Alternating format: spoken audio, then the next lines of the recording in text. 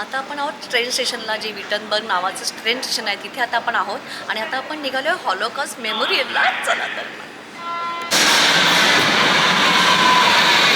आली आपली आता ही मेट्रो.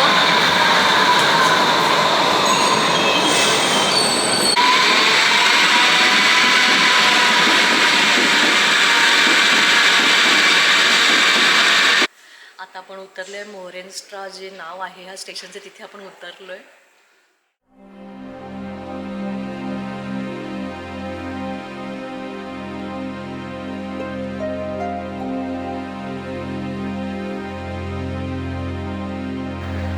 माझ्या मागे तुम्हाला दिसतंय आता हे हॉलोकॉस्ट मेमोरियल आहे.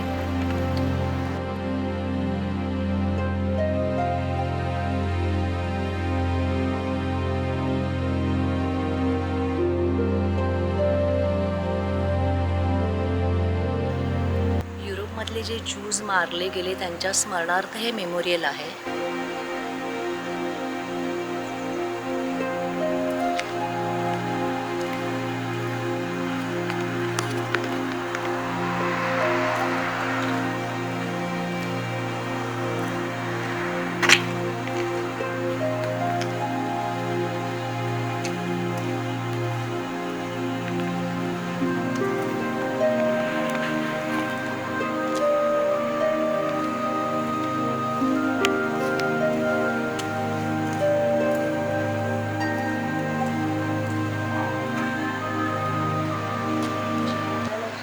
सुद्धा दिसत आहेत, ह्या इथे सुद्धा असे दिसत आहेत असे ब्लॉक्समध्ये.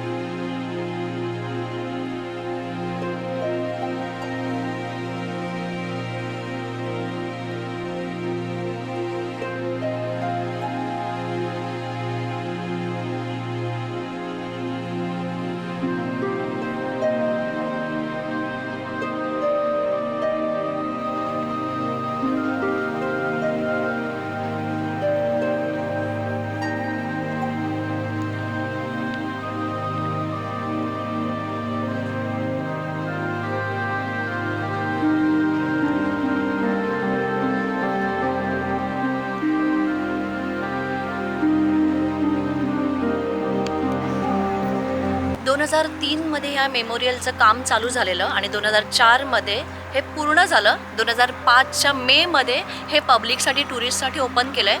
आणि इनिशियली ह्यांचं प्लॅन होता की हे जे ब्लॉग्स आपल्याला दिसत आहे तिथे ते 4000 ह्यांना बनवायचे होते, पण लिगली ते तेवढं मॅनेज नाही होत होतं जागेमध्ये.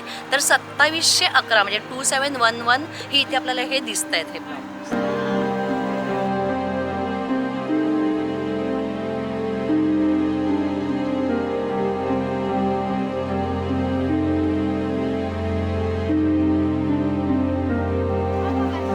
आणि हे मेमोरियल ओपन आहे, फ्री आहे, म्हणजे आपण कधी येऊन बघू शकतो इकडे. आणि इथे खाली म्हणजे अंडरग्राऊंड म्हणतात, तिथे म्युझियम आहे यांचं, ते सुद्धा फ्री आहे, पण त्याचं टायमिंग आहे. हे जे मेमोरियल आहे ह्याचं इथे खाली म्युझियम आहे, म्हणजे आपण ते बघणार आहोत आतमध्ये काय काय आहे. मंडे क्लोज असतं आणि मॉर्निंग 10 to 6 त्याचा टाईम आहे.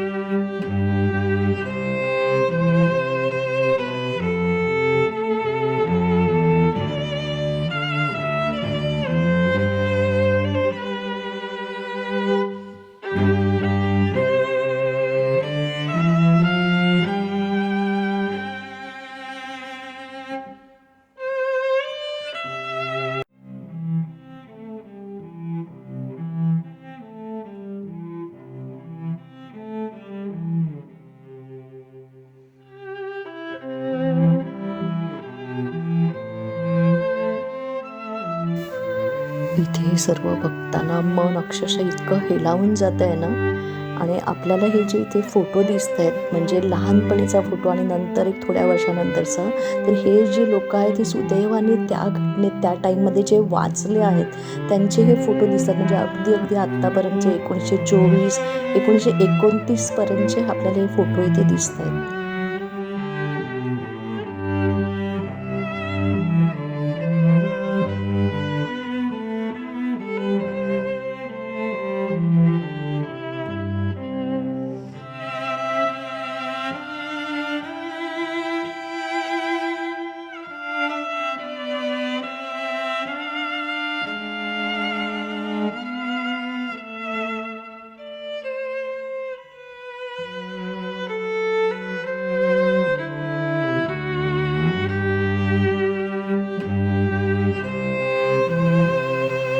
हे जे मेमोरियल आहे ह्याचं इथे खालीच बेसमेंट म्हणजे ग्राउंडला त्याचे म्युझियम आहे. त्या म्युझियममधून मी आता जस्ट बाहेर येते.